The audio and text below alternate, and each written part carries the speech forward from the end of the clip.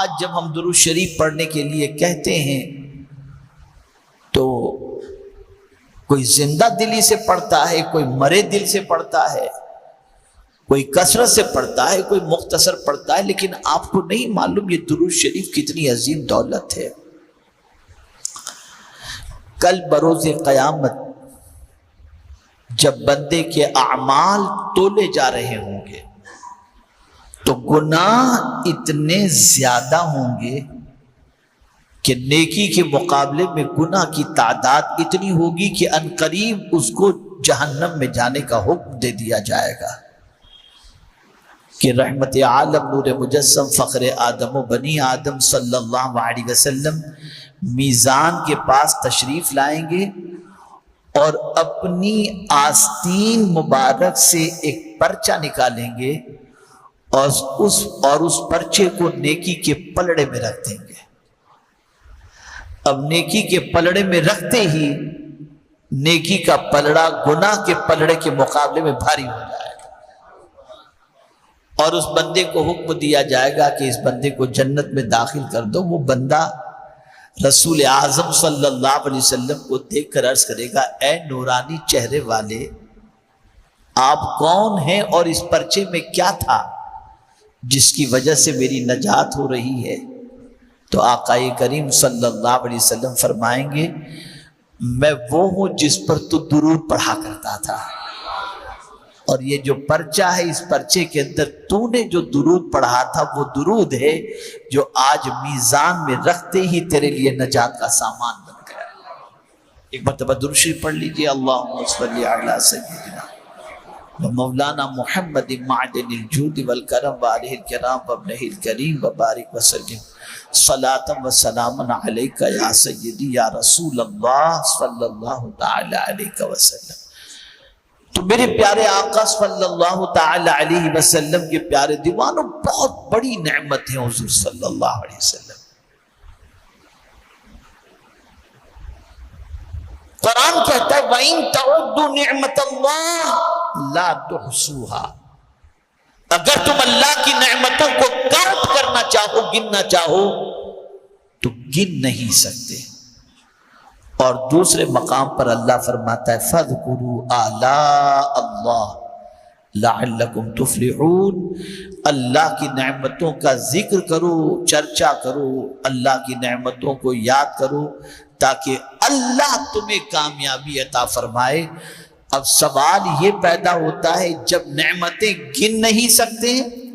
تو ساری نعمتوں کا ذکر کیسے کریں گے؟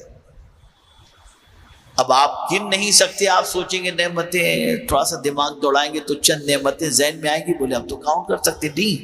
میں آپ کو بتاؤں، ہر سانس ایک نعمت ہے، گن سکو گی اس کو؟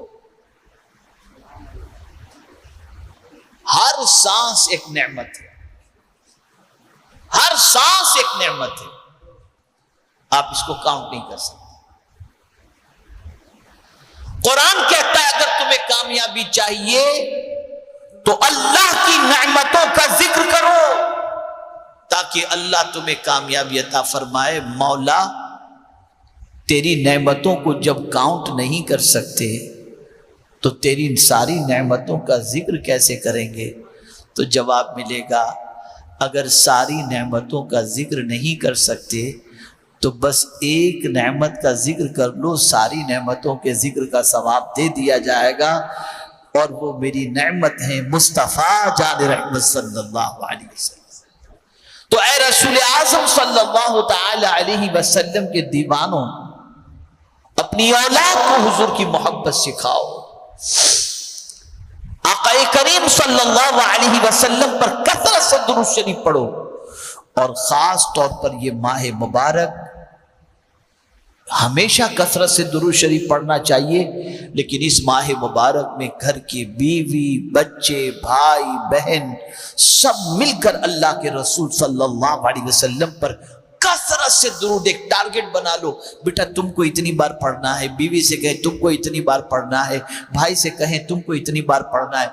اٹھتے بیٹھتے چلتے پھرتے رسول اعظم صلی اللہ علیہ وسلم پر درود پڑھتے رہو،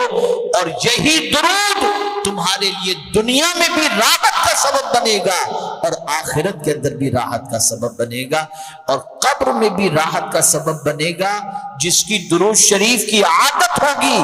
جب اس کے مرنے کے بعد اسے قبر میں اتارا جائے گا تو حضور کو دیکھ کر فوراً درود پڑھے گا، اس کی بخشش ہو جائے گی۔ اسی لیے کہنے والے نے کہا میں وہ سنی ہوں جمیل قادری کے مرنے کے بعد میرا لاشا بھی کہے گا الصلاۃ والسلام۔ تو میرے پیارے آقا صلی اللہ علیہ وسلم کے پیارے دیوانوں، کثرت سے درود شریف، کثرت سے ذکر، اور خوشی مناؤ کہ اللہ نے اتنی بڑی نعمت ہمیں عطا فرمائی۔ دل سے خوشی مناؤ کہ اللہ تیرا شکر ہے کہ تو نے اپنا محبوب ہمیں عطا فرمایا، جن کے صدقے ہمیں ساری نعمتیں ملی، بزدلی کے ساتھ نہیں، دکھاوے کے لیے نہیں، بے دلی کے ساتھ نہیں، خوشی سے اللہ کے رسول کی آمد کی خوشی مناؤ۔ اگر خوشی مناؤ گے تو اللہ دنیا میں بھی خوش رکھے گا اور آخرت میں بھی خوش رکھے گا۔ اللہ مجھے آپ کو سب کو اس عظیم نعمت سے وابستگی کی توفیق نصیب فرمائے، اور اس عظیم نعمت کی محبت ہم سب کے دل و جان کے اندر پیوست فرما دے۔ وَمَا عَلَيْنَا إِلَّا الْبَلَاغُ الْمُبِينُ۔